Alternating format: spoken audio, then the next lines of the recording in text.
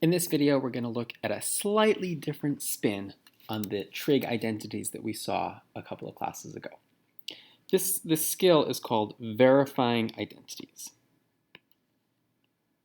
The idea is you're given an identity, but you're not told that it's actually true. You're being asked, is this true? And so your job is to prove that this identity is true by manipulating the two sides until they are the same thing. You can manipulate only one side until it looks just like the other side. You can manipulate both sides until they kind of meet somewhere in the middle. As long as all that you do is one side at a time, follow the rules of the trig identities or other properties we know from math. One thing that's important here is when you're verifying a trig identity, you're not given an equation.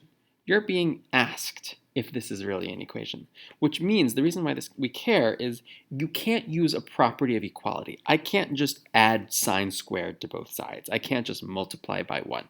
If I could do that, well, then I would just say, all right, well, let me multiply both sides by 0. Multiply that by 0 and multiply that by 0, and then 0 equals 0. Hey, I've proved it.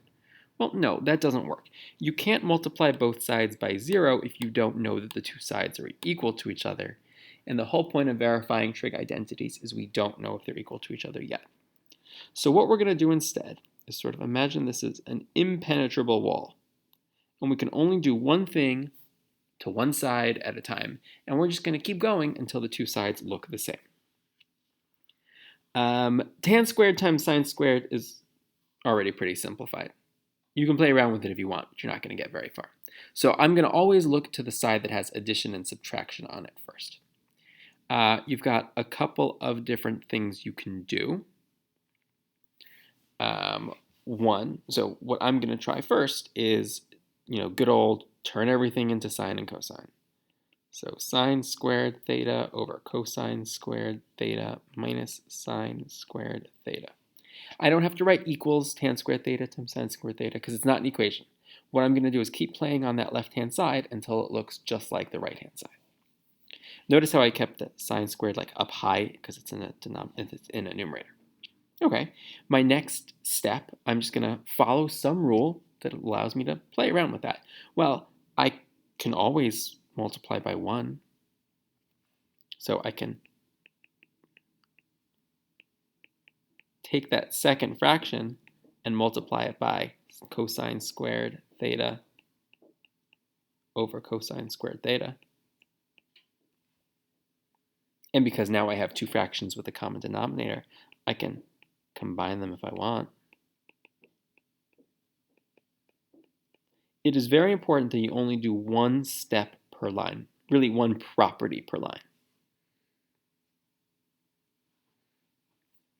And hopefully you're kind of seeing, every step of the way. You don't have to see the end of the line. You don't have to see every step, how it's all going to work out from here. You should just be able to see one thing you can do. Well, sine squared theta minus sine squared theta cosine squared theta. Hopefully you see, hey, wait a minute. I can pull out a sine squared theta, and that leaves me with 1 minus cosine squared theta. We factored that out, or we undistributed the sine squared theta.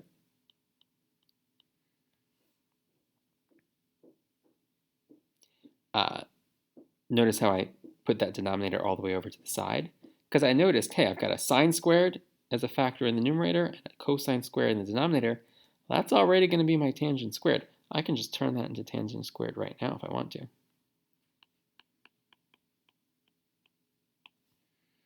And then hopefully we recognize 1 minus cosine squared theta is equal to sine squared theta, so I can make that substitution. And the idea here is now I have exactly the same thing on both sides. So I have proven that they are actually equal to each other. This is a lot like what you did in geometry with two-column proofs, except at the moment I don't ask you to supply reasons. We can look at another example here. Notice how this one looks awfully similar to the last one, except the fact that there are no squares here is a dead giveaway that things are going to be a little bit different. Okay. All right, for this one,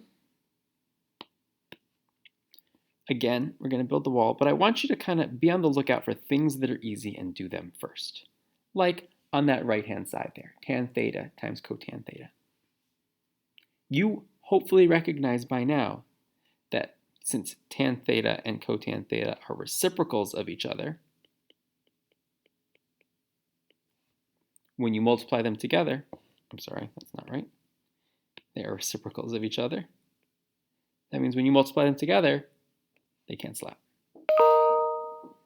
So in this case, because that right-hand side just simplifies to 1, what I'm going to try and do on the left-hand side is make that also be 1. And if they can both equal 1, then they both equal each other. That's the logic. It's not always like the last example where you just keep playing with one side until it looks just like the other. Sometimes you kind of play with both sides until they match up. Well, we remember secant squared theta is equal to tan squared theta plus 1.